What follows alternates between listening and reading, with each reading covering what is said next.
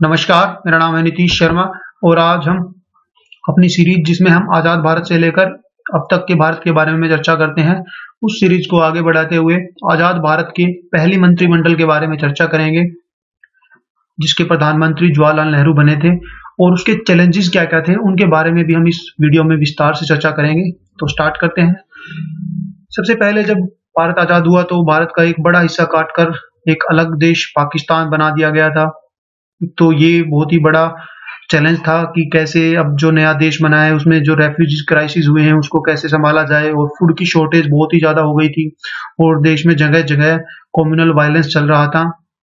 इसके अलावा बहुत सी प्रिंसली स्टेट्स थी, उनको उनकी लॉयल्टी भी जीतनी थी कि उनको कैसे हम अपने भारत देश में मिला सकें। तो कुछ इस तरीके की कैबिनेट रही जिसने ये सब प्रिंसली स्टेट्स को भी अपने यूनाइट किया भारत देश में। कुछ इंटरेस्टिंग फैक्ट्स थे जो कैबिनेट से रिलेटेड हैं, जो हमारा पहला मंत्रिमंडल था। उस समय लॉर्ड माउंटबेटन थे, जो उस समय के जो हमारे वायसराय थे या फिर गवर्नर जनरल थे भारत के पहले। जवाहरलाल नेहरू ने उनको अपनी लिस्ट दी जिसमें उनके मंत्रिमंडल के जितने भी मंत्री होने थे सभी का नाम वाम था कि कौन मंत्री है और किसे क्या पोर्टफोलियो अलॉट किया जाएगा। उसमें लगभग 14 नाम थे, जिसमें प्रधानमंत्री पद के लिए जवाहरलाल नेहरू का नाम था और डेप्यूटी प्राइम मिनिस्टर और होम मिनिस्टर के लिए सरदार वल्लभ भाई पटेल का नाम था। इसके अलावा यह लिस्ट काफी सरप्राइज कर रही थी क्योंकि इसके अलावा जो 12 नाम थे उनमें से कुछ ऐसे मेंबर थे, लगभग 5 मेंबर ऐसे थे जिनका कांग्रेस से कोई संबंध नहीं था और वो ज्यादातर इंडियन नेशनल कांग्रेस के क्रिटिक के रूप में देखे जाते थे, जो कि इंडियन नेशनल कांग्रेस को काफी क्रिटिसाइज करते थे हर मौके पर। तो उनको भी इस मंत्रिमंडल में स्थान दिया गया था जवाहरलाल नेहरू के दौरान। इसमें लगभग 5 ऐसे अलग अलग धर्म को रिप्रेजेंट करने वाले लोग थे, हिंदू, मुस्लिम, क्रिश्चियन, सिख और पारसी भी थे इसमें, इस मंत्रिमंडल में। तो इसमें पूरा ध्यान रखा गया था कि एक मिसाल पेश की जाए कि जो आज़ाद भारत होगा उसमें हमें इससे मतलब नहीं है कि वो एक ही पार्टी से हों और एक ही धर्म के लोग हों। उसमें हर एक यूनिटी इन डाइवर्सिटी का जो कंसेप्ट था वो अपनाया गया था। इसमें एक वुमेन मिनिस्टर भी थी और 2 शेड्यूल्ड कास्ट के मिनिस्टर थे।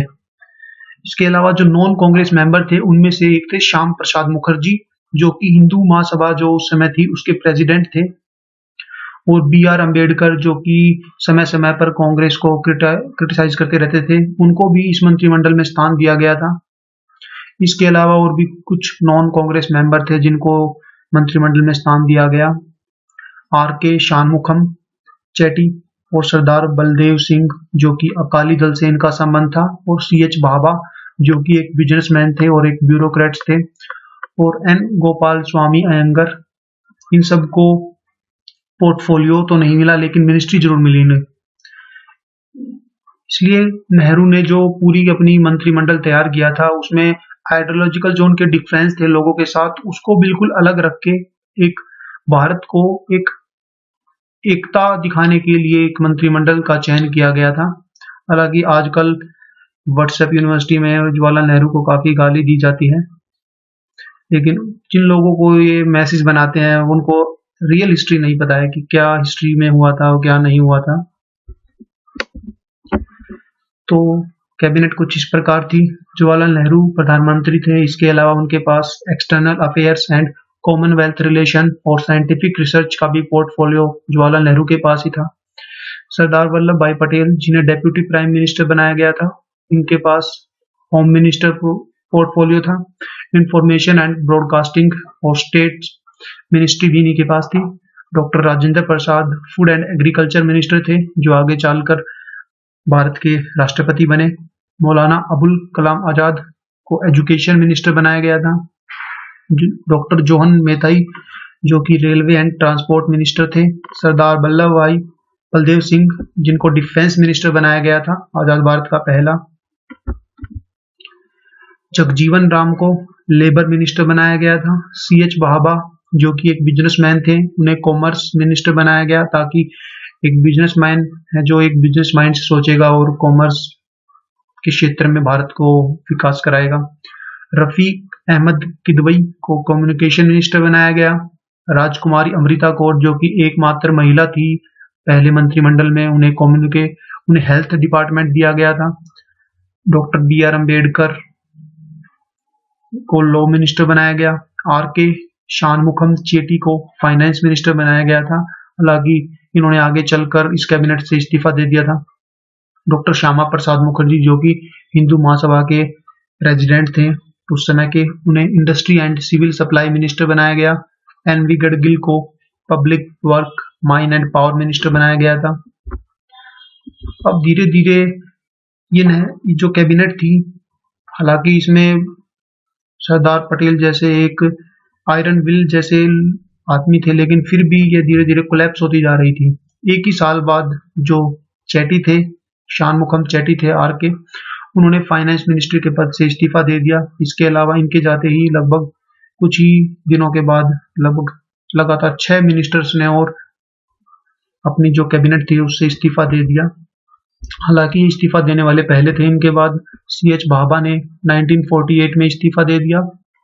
जोहन मैथई ने 1949 में अपार्ट हो गए इस कैबिनेट से। श्यामा प्रसाद मुखर्जी ने 1950 में, के.सी. नियोगई को प्रेसिडेंट बनाया गया था, मिनिस्टर बनाया गया था, फाइनेंस मिनिस्टर चेटी के इस्तीफे के बाद, लेकिन 1950 में इन्होंने भी इस्तीफा दे दिया। C.A. राजा गोपालचारी, इन्होंने सरदार पटेल की मृत्यु के बाद 1950 में इन्होंने इस पदभार को संभाला था, होम मिनिस्टर के पद को। इन्होंने भी 1951 में इस कैबिनेट से इस्तीफा दे दिया। बी.आर. अम्बेडकर ने 1951 में इस कैबिनेट से इस्तीफा दे दिया। और डॉक्टर राजेंद्र प्रसाद जो कि पहले प्रेसिडेंट बने थे, उन्होंने प्रेसिडेंट बनने के लिए 1950 में इस कैबिनेट से इस्तीफा दे दिया। तो कैसी लगी ये वीडियो जरूर बताइएगा। हमारी वीडियो को लाइक कीजिएगा और चैनल को सब्सक्राइब कीजिए, और आगे भी ऐसी वीडियो आती रहेंगी। अगर आप नो योर स्टेट प्लेलिस्ट को प्ले करना चाहते हैं तो उसमें आप विभिन्न राज्यों के बारे में जानेंगे। इसके अलावा आप हरियाणा करंट अफेयर से जुड़ी वीडियो भी देख सकते हैं। Thank you.